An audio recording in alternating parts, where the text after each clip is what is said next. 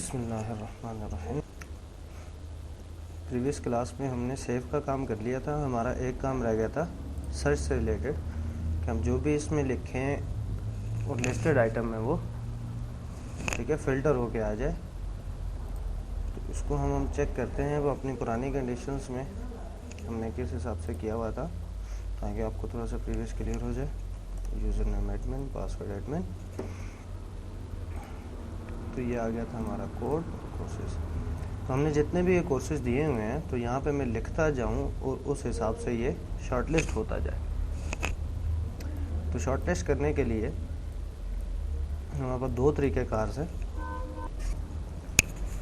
Shortlist करने के लिए हमारे पास दो तरीक़ेकार हैं। एक तो ये है कि हम यहाँ पे कोई भी वैल्यू दें और उसके बाद किसी बटन को प्रेस करें तो ये काम हो, या यहाँ पे यूज़र लिखता जाए, टेक्स्ट चेंज होता जाए तो ये वैल्यू शॉर्टलिस्ट होती जाए। ठीक है, तो हम यहाँ क्या करते हैं कि इसके टेक्स्ट चेंज के ऊपर कि जैसे जैसे टेक्स्ट चेंज होता जाए इसके अंदर जो भी वैल्यूज़ पड़ी हैं वो डेटा सोर्स से आ रही हैं हमारे पास। ठीक है, तो डेटा सोर्स में से वो उसको शॉर्टलिस्ट करता जाए। तो मैं इसके ऊपर डबल क्लिक करूँगा तो एक इवेंट बनेगा जो हमारा टेक्स्ट बॉक्स है उसका टेक्स्ट चेंज का इवेंट, कि जैसे जैसे टेक्स्ट चेंज हो तो ये इवेंट एग्जीक्यूट करे। तो टेक्स्ट बॉक्स से रिलेटेड है तो मैं इसको मूव कर देता हूँ हमारे टेक्स्ट बॉक्स के रीजन के अंदर। ठीक है, तो यहाँ पे अब हमने ये करना है कि हमारी जितनी भी शॉर्टलिस्टिंग है वो होती जाए। किस हवाले से होती जाए, हम अपने फॉर्म्स के ऊपर चेक करेंगे तो हमारे पास ये देखें एक एडॉप्टर है जो फिल कर रहा है तमाम की तमाम वैल्यूज़ को। यही काम हमने सेव के ऊपर भी किया था। तो अब इस काम को सबसे पहले मैं यहाँ पे क्या करूँगा, जो हमारा एडॉप्टर है इस एडॉप्टर के अंदर मैं ऐड क्यूरी कर दूँगा।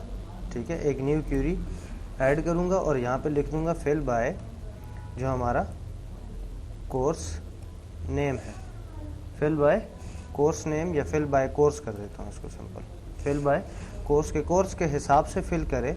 तो यहाँ पे हमने उस क्यूरी को थोड़ा सा चेंज करना है कि सिलेक्ट करो ये 3 कॉलम फ्रॉम इस टेबल में से वेयर कोर्स नेम, जो भी हमारे पास कोर्स नेम आ रहा हो। ठीक है, तो क्यूरी बिल्ड में जाके भी आप कर सकते हैं और इसको लिख भी सकते हैं।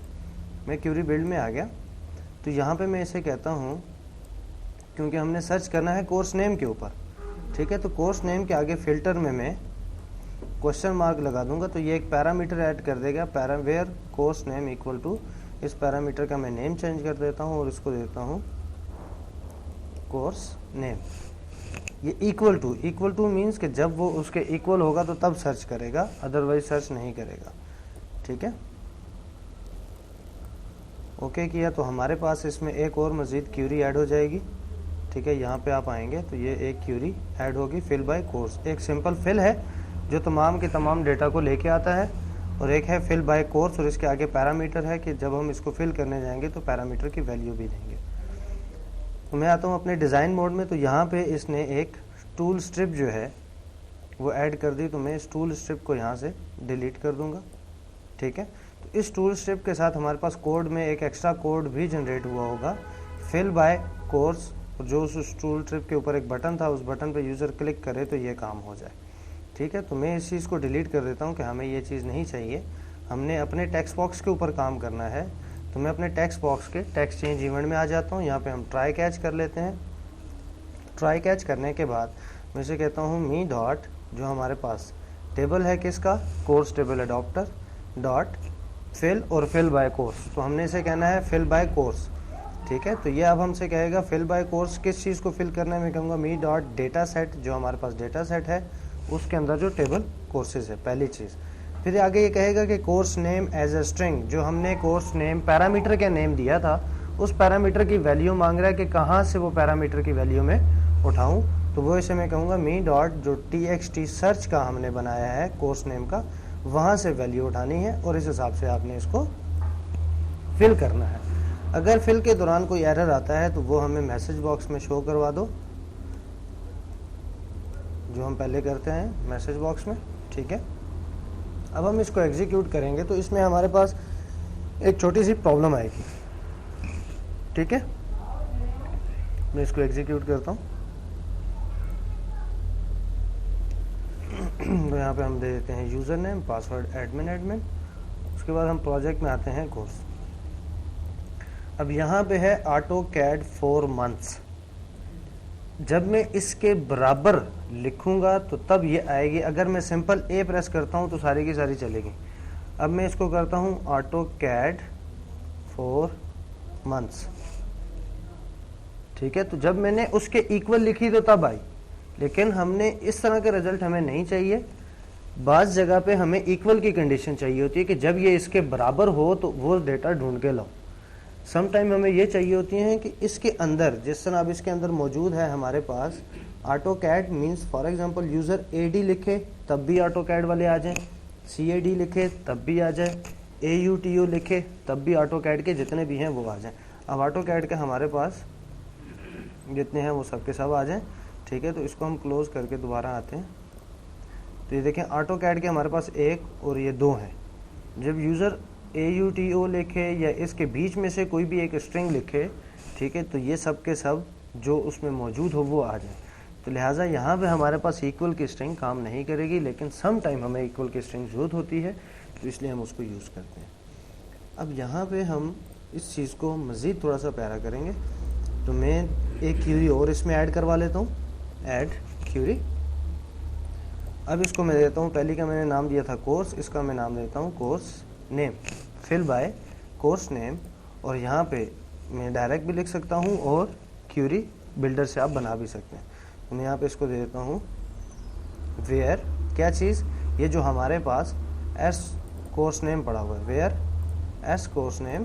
तो मैं यहाँ पे इसको देता हूँ एस कोर्स नेम लाइक, किसके लाइक हो, @ पैरामीटर, जो भी पैरामीटर आप इसको पास करेंगे मैं इसको पैरामीटर दे देता हूँ अगेन कोर्स नेम, कि इस कोर्स नेम के अगेन लाइक मीन्स उसके जैसा बीच में, शुरू में से, आखिर में, जैसे भी आप देते हैं तो वो, ठीक है। तो अब मैंने इसको कर दिया ओके। तो यह हमारी दूसरी स्ट्रिंग बन गई। ये आपको एक SXD की एक फ़ाइल शो करेगा, ठीक है, जो हमारे डेटा सेट की डिटेल है। अब इसमें देखें एक और आ गया हमारे पास SQL की स्टेटमेंट। बाय डिफ़ॉल्ट जो है वो फिल है, उसके बाद फिल बाय कोर्स है। इसमें हमने इक्वल टू जैसे ही आप रखेंगे तो वो आपको नीचे क्यूरी बताएगा कि इक्वल टू है। नेक्स्ट वाली पे मैं आता हूँ, तो इसमें देखें हमारे पास आखिर में इक्वल टू के बजाय क्या है, लाइक है, ठीक है। तो इसमें लाइक की क्यूरी चल रही है। अब लाइक की क्यूरी को हम कैसे फॉलो करेंगे, इसको मैं यहाँ पे कमिट करता हूँ, ठीक है, इस कोड को, और दोबारा कोड लिखते हैं। दोबारा हम यहाँ पे कोड लिखते हैं मी डॉट, जो हमारे पास TBL कोर्सेज हैं, अडॉप्टर, जो भी हमारा अडॉप्टर है, अडॉप्टर क्या हो जाए। अब हमारे पास फिल की 3 ऑप्शंस आ गई, ठीक है। तो फिल बाय कोर्स नेम जो हमने अभी बनाया है, उसमें मैं कहता हूँ मी डॉट, जो हमारा डेटा सेट है वो इस टेबल के हिसाब से फिल हो जाए, ठीक है। और course name as a string, again उसको कोर्स नेम चाहिए कि कौन सी कोर्स नेम, जो हमने पैरामीटर का नेम लिखा था वो, ठीक है। तो यहाँ पे मैं इसे देता हूँ 2 डबल कोट के साइन और इसके बीच में दे देता हूँ %, ठीक है।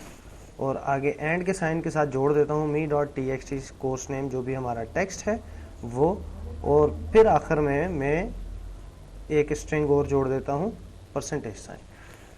जब हम लाइक का काम करते हैं तो उसमें हमने % देने होते हैं, ठीक है, कि यहाँ से और यहाँ पे शुरू में % देते हैं, तो इसका मतलब है कि उसके आखिर में, जिस तरह हमारे पास 4 months था, तो आखिर में ये वाले कैरेक्टर आ रहे हों जो आप स्ट्रिंग में दें, ठीक है। आखिर में अगर आप % का साइन देते हैं तो ये क्या करेगा, जो हमारा सेकंड पैरामीटर था उस पैरामीटर में जो आपने, ये देखें course name as a string में क्या चीज़ जाएगी, जो आप कोर्स नेम के टेक्स्ट में लिखेंगे वो, और उसके शुरू में एक % जाएगा साथ में, और उसके आखिर में एक % जाएगा। इन 2 % का मतलब ये है कि जो भी हमारे पास वेयर के क्लास में इनसे मिलता जुलता ढूंढ के लेके आओ। लाइक मीन मिलता जुलता, ठीक है। अब मिलते जुलते में 3 कंडीशंस हैं। एक तो ये है कि आप कहते हैं कि वो इस हिसाब से एंड हो रहा हो, ठीक है। आपकी एक क्यूरी है, फॉर एग्जांपल आपकी स्ट्रिंग में है जी AutoCAD 4 months, आप लिखते हैं 4 months और इसके शुरू में % का साइन दे देते हैं, आखिर में नहीं देते, सिर्फ शुरू में % का साइन देते हैं और लिख देते हैं टेक्स्ट में 4 months। तो वो क्या करेगा, शुरू की जितनी भी वैल्यूज़ होंगी उनको ओमिट कर देगा, आखिर में देखेगा कि किस किस फील्ड के आखिर में 4 मंथ्स आ रहा है, उसको उठा के ले आएगा। ठीक है, अगर आप एंड में परसेंटेज का साइन देते हैं और शुरू में नहीं देते तो फिर आखिरी वर्ड्स को छोड़ देगा। वो ये देखेगा कि जो आपने स्ट्रिंग दी है इस स्ट्रिंग से कौन कौन से शुरू हो रहे हैं। जिस तरह आप अपने मोबाइल्स में नंबर ढूंढते हैं, आप पहला कैरेक्टर देते हैं तो उससे जो जो नेम शुरू हो रहे हैं वो लिस्ट में आ जाते हैं। आप उससे अगर आगे वाला कैरेक्टर देते हैं तो उन दोनों को मिला के उससे जो जो शुरू हो रहे हैं वो आ जाते हैं। तो उस कंडीशन में जो लास्ट वाला साइन है परसेंटेज का साइन वो दिया जाता है। अगर आप ये कहते हैं कि जो मैंने लिखा है वो किसी भी जगह पे हो, शुरू में हो, आखिर में हो, बीच में हो, किसी भी जगह पे वो कॉम्बिनेशन मौजूद हो तो उस हिसाब से ढूंढ के ले आए। तो यहाँ पे हमने पावरफुल सर्च कर दी कि दोनों साइड्स पे हमने परसेंटेज का साइन दे दिया कि शुरू में, आखिर में, बीच में, कहीं पे भी जो यूज़र एक वैल्यू देगा TXT सर्च के अंदर उससे मिलती जुलती जो भी वैल्यूज़ हो वो हमारे पास शॉर्टलिस्ट होके आ जाए। ठीक है, अब हम इसको एग्जीक्यूट करते हैं। यहाँ पे मैं same as it is again admin and admin. अब हम आए थे अपने प्रोजेक्ट के ऊपर। ओके, यहाँ पे देखें, अब मैं लिखता हूँ सिर्फ, सॉरी इसको हमने डिलीट करना है। जो फिल बाय के साथ एक अलहदा से कोड हमारे पास जनरेट होता है, सबसे पहले मैं उसको डिलीट कर देता हूँ। व्यू डिज़ाइनर, ठीक है। तो इसको मैं यहाँ से जो हमारे पास ये स्ट्रिप बनाता है उसको मैं डिलीट कर दूँगा। ठीक है, हमें इस टू स्ट्रिप की ज़रूरत नहीं है। फिर इससे रिलेटेड जो कोड जनरेट हुआ है उस कोड को भी मैं ख़त्म कर देता हूँ। हमने अपनी कोडिंग कर ली। अब हम इसको एग्जीक्यूट करते हैं और एग्जीक्यूट करके चेक करते हैं कि अब ये कैसे परफॉर्म कर रहा है। पहले ये क्या कर रहा था, जब तक मैं उससे रिलेटेड कंप्लीट वर्ड नहीं लिखता था उस वक्त तक सर्च नहीं करता था। अब मैं देता हूँ सी। अब देखें सी जहाँ जहाँ मौजूद है, जिसमें VB.NET में सी मौजूद नहीं था, AutoCAD में सी मौजूद है, ऑफिस में सी मौजूद है। अब सी के बाद ई है। अगर मैं ई दूंगा तो वो ऑफिस वाले को रहने देगा, दूसरे को निकाल देगा। ठीक है, अब इसमें सी के बाद AutoCAD वाले में ए है तो मैं ए दूंगा तो इन दोनों को रहने देगा, CAD। ठीक है, अब मैं कहता हूँ इसे 2। अब जिसमें 2 था वो आगे। ठीक है, अब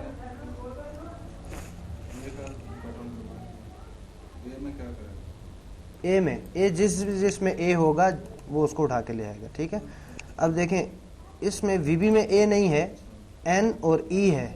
अब मैं N प्रेस करता हूँ। ठीक है, तो N इसमें भी है, मंथ्स में भी N है, इसमें भी N है। N के बाद मैं E दे देता हूँ। ठीक है, तो सिर्फ देखें NE वाले रह गए। ठीक है, अगर मैं इसको दे देता हूँ 1 तो सिर्फ 1 मंथ वाला जो है, मतलब उसके शुरू में, आखिर में, जहाँ पे भी। अब मैं शुरू का लिखता हूँ AU देखें इसके शुरू में आ रहा है, AU इसके बीच में आ रहा है, AU इसके शुरू में आ रहा है। तो शुरू, आखिर में, मिड में, जहाँ पे भी ये वैल्यू उसको मिलेगी उसको उठा के ले आएगा। तो ये काम हम लाइक के थ्रू करते हैं। ठीक है, कि सिलेक्ट दिस फ्रॉम इस टेबल में से, वेयर ये वाली फील्ड लाइक, और उसके शुरू में, आखिर में परसेंटेज साइन। जो हमारे पास क्यूरी बिल्डर होता है उसमें हम डायरेक्ट परसेंटेज साइन नहीं दे सकते, पैरामीटर में वहाँ एरर आ जाता है। तो जहाँ से हम उसको वैल्यू पास कर रहे होते हैं तो उस वैल्यू के साथ हम 2 परसेंटेज के साइन जोड़ के दे देते हैं। ठीक है, तो उसके लिए हमने क्या किया कि यहाँ से, जहाँ से हम उसको वैल्यू पास कर रहे हैं, देखें यहाँ से वैल्यू पास हो रही है, कामे के बाद सेकंड वैल्यू, तो इस वैल्यू के साथ मैंने जोड़ दिए। एंड का साइन जो है ये 2 स्ट्रिंग की फील्ड्स को जोड़ने के लिए इस्तेमाल होता है। ठीक है, तो स्ट्रिंग के अंदर जब आप 2 डबल कोट देते हैं तो उसके अंदर जो वैल्यू पड़ी है इसका मतलब है वो स्ट्रिंग है। ठीक है, स्ट्रिंग ली, फिर उसके बाद मैंने एंड का साइन दे दिया कि इसको जोड़ दो इस स्ट्रिंग के साथ और फिर आखिर में जोड़ दो। ये 2 परसेंटेज के दरमियान में एक स्ट्रिंग रखी और दोनों परसेंटेज को साथ जोड़ा और जोड़ने के बाद पैरामीटर को वैल्यू पास कर दी। और हमारी क्यूरी में लाइक के साथ 2 परसेंटेज का साइन होना लाजमी है। ठीक है, जब हम क्यूरी बिल्डर में जाते हैं वहाँ परसेंटेज का साइन देते हैं तो वो गड़बड़ हो जाती है, वहाँ पे वो परसेंटेज का साइन नहीं देता। ठीक है, वहाँ पे वो एक्सेप्टेबल नहीं। तो ये हमारा एक छोटा सा काम है कि आपका ये फॉर्म अब कंप्लीट हो गया है। अगर हम शुरू वाला सिर्फ लफ्ज़ और उसमें वो शुरू से आगे वाली चीज़ें हों।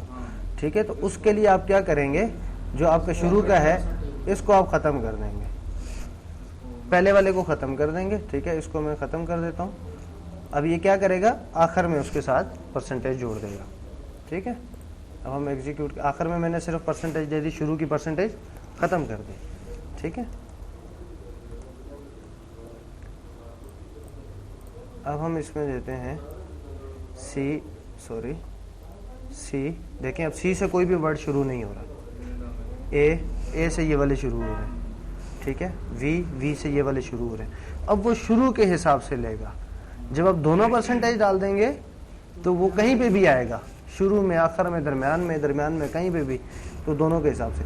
अगर आप पहले वाली परसेंटेज डाल देते हैं तो जहाँ से एंड हो रहा है उस हिसाब से लेगा। अच्छा, तो जब लास्ट में देंगे तो स्टार्ट वाले से लेगा। ये थोड़ा सा उल्टा है, अपोजिट, ठीक है। वो बेसिकली ये है कि ये परसेंटेज है, ठीक है, और यहाँ पे वर्ड है, तो इस परसेंटेज को यहाँ जोड़ देगा, ए से शुरू हो रहा है, उससे आगे वाले भूल जाओ कि आगे वाले क्या है, ठीक है। इसकी आसान एग्जांपल ये है कि मैंने लिखा, फॉर एग्जांपल हम यहाँ पे इसको बता देते हैं, एक परसेंटेज का साइन है, ये यहाँ पे मैंने दिया, तो वो क्या करेगा, इस ए के साथ परसेंटेज को जोड़ेगा और इससे जो आगे वाले हैं, मतलब ए से जो आगे वाले हैं उनको भूल जाओ, ठीक है, तो ए वाले हिसाब से ले आओ। अगर मैं इस परसेंटेज को उठा के इस साइड पे ले आता हूँ तो वो ये कहेगा इससे पहले वाले भूल जाओ, जहाँ से ये एंड हो रहा है वहाँ पे ले आओ। अगर मैं दोनों साइड्स पे ले आता हूँ तो वो कहता है दोनों साइडों के भूल जाओ, जहाँ मिलता उठा के ले आओ, ठीक हो गया। तो ये बेसिकली ये कंसेप्ट है कि आप शुरू आखिर, अगर आखिर में लगाएंगे तो आखिरी वालों को भूल जाएगा, यहाँ से शुरू हो रहा है, ठीक है। अगर आप शुरू में लगाएंगे तो शुरू वालों को भूल जाएगा, एंड यहाँ पे हो रहा हो। जब आप दोनों लगाएंगे तो इसका मतलब है कि कहीं पे भी उसको ये स्ट्रिंग मिलेगी तो वो ढूंढ के ले आएगा। न्यूमेरिक को आप लाइक नहीं कर सकते, न्यूमेरिक में इक्वल टू का साइन इस्तेमाल होता है। अच्छा, अब हम इसी काम को कर लेते हैं बटन के क्लिक के ऊपर। क्या आप ये चाहते हैं कि जैसे ही क्लिक हो तो तब वो सॉर्टिंग करे, ठीक है। तो मैं एक यहाँ पे बटन लगा लेता हूँ, उस बटन का नाम दे देते हैं सर्च का, सर्च और सर्च, ठीक है। बटन को मैं डबल क्लिक करके इसके क्लिक इवेंट पे आ जाता हूँ जब यूज़र क्लिक करे, और इस कोड को मैं यहाँ से बंद कर देता हूँ और इसमें पुराना भी ऐड कर देते हैं जो अभी हमने ख़त्म किया था, ठीक है, ताकि वो एज इट इज़ हमारे पास रहे। अब मैं इस पूरे को टेक्स्ट चेंज को कमिट कर देता हूँ कि टेक्स्ट चेंज के ऊपर कोई भी ना हो, और जो इसके बीच वाला हिस्सा है, ठीक है, ट्राई वाला, उसको कॉपी करके मैं क्लिक पे डाल देता हूँ, ठीक है। और इस कोड को हम अनकमिट कर देते हैं ताकि हमारा एरर जो है वो ख़त्म हो जाए, और इसको भी फालतू को डिलीट कर देता हूँ। तो मैंने ये कहा कि अब जब यूज़र क्लिक करे तो तब ये काम हो, ठीक है, मतलब इवेंट उसको देना है कि किस इवेंट पे ये काम करे। तो मैंने अब दूसरा इवेंट दे दिया कि वो टेक्स्ट चेंज वाले इवेंट पे काम ना करे, बटन के क्लिक इवेंट पे काम करे, ठीक है। तो अब क्या होगा कि यूज़र यहाँ पे लिखेगा, लिखने के बाद जब क्लिक करेगा तो तब वो आएगा, ठीक है। यहाँ पे मैं देता हूँ, फिर इसको देते हैं जी VB सर्च, तब वो है, ठीक है। तो ये क्लिक का काम है कि यूज़र जब क्लिक करे तो तब आए। सम टाइम हमें क्लिक पे देना होता है और सम टाइम, अब यहाँ पे ज़्यादा जो एफिशिएंट है वो टेक्स्ट चेंज है, यूज़र लिखता जाए चेंज होता जाए, ठीक है। क्लियर हो गया। और इस बटन के कोड को भी हम उठा के रीजन में कर देते हैं,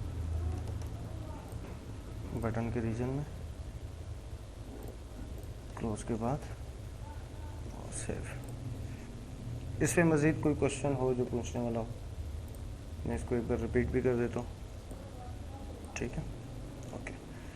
तो सबसे पहले हमने क्या किया कि जो हमारी डेटा अडॉप्टर जो बना हुआ है, जो इसमें ऑलरेडी फील्ड है, जो इसमें काम कर रहा है, उसी डेटा अडॉप्टर के ऊपर आप ऐड क्यूरी या राइट क्लिक ऐड क्यूरी करेंगे। ऐड क्यूरी करने के बाद आपने उस क्यूरी का नेम दे देना है कि ये कहाँ से एग्जीक्यूट हो, किस नाम से ये चले, और यहाँ पे आपने उसकी क्यूरी चेंज कर देनी है जिस हिसाब से आपको फिलिंग चाहिए, जिस हिसाब से आपने डेटा अडॉप्टर के थ्रू इस डेटा सेट को फिल करवाना है इस टेबल में से, ठीक है। तो उसकी आप यहाँ पे क्यूरी दे दें, क्यूरी बिल्ड कर दें, जिसके ऊपर आपने सर्चिंग लगानी है उसके फिल्टर में क्वेश्चन मार्क देंगे, उसका पैरामीटर आ जाएगा, फिर पैरामीटर में इक्वल टू और लायक जो भी आपने काम करना है वो, ठीक है। तो ये काम हमने किया। उसके बाद हमारे पास एक क्यूरी जनरेट हो गई, उस क्यूरी को हमने क्या किया, कोड में पहले इसके टेक्स्ट चेंज के ऊपर हम गए कि जैसे जैसे टेक्स्ट चेंज होता जाए वो काम करता जाए। तो हमने लिखा जो हमारे पास टेक्स्ट चेंज का है कि यूज़र ट्राई कैच लगाया, अगर कोई एरर हो तो हमें एरर पता चल जाए कि उस एडॉप्टर को फिल कर दो, फिल बाय जो भी हमने कोर्स नेम दिया था इस डेटा सेट और इस टेबल की मदद से। और आगे जो कंडीशन थी उसमें हमने 2% लगाए, 2 एंड के साइन लगा के बीच में वो क्यूरी दे दी जहाँ से वो उठा ले। बिल्कुल ठीक है, बस इतना सा हमने काम किया सिंपल सा। तो ये हमारा सर्चिंग का काम, इस फॉर्म के अंदर का सर्चिंग का काम कंप्लीट हो गया। ठीक है, जो आगे का सर्चिंग का काम है जिसके बारे में आप किसी भी यूज़र की सर्च, एडवांस सर्च उसकी बात कर रहे हैं, वो थोड़ा सा इससे डिफरेंट होगा। ठीक है, क्योंकि इसमें हम यहीं पे सॉर्टिंग कर रहे हैं, इसी फॉर्म के ऊपर डिस्प्ले कर रहे हैं। उसमें यूज़र लिखेगा, जब आप सर्च पे क्लिक करेंगे तो वो क्या करेगा, स्विच आउट करेगा दूसरे फॉर्म के ऊपर। ठीक है, तो फिर हमने दूसरे फॉर्म को कंट्रोल करना है कि यहाँ से वैल्यू दूसरे फॉर्म में जाए और वहाँ पे फिल हो। अभी तो हम उसी फॉर्म के अंदर फिल कर रहे हैं, तो फिर आपने दूसरे फॉर्म के अंदर फिल करवानी होगी। ठीक है, तो यहाँ तक क्लियर हो गया। इसमें कोई क्वेश्चन, कोई चीज़, कोई परेशानी? क्लियर है, हो जाएगा। अभी जितने भी लुकअप के फॉर्म आपने बनाए हैं उनमें ये सर्चिंग भी लगानी है, और सर्च के बटन के थ्रू ना लगाएं, टेक्स्ट बॉक्स के थ्रू लगाएं, वो ज़्यादा एफिशिएंट है। यूज़र को लिखने के बाद बार बार क्लिक ना करना पड़े, वो टाइप करता जाए और इसका काम होता जाए। क्लियर है?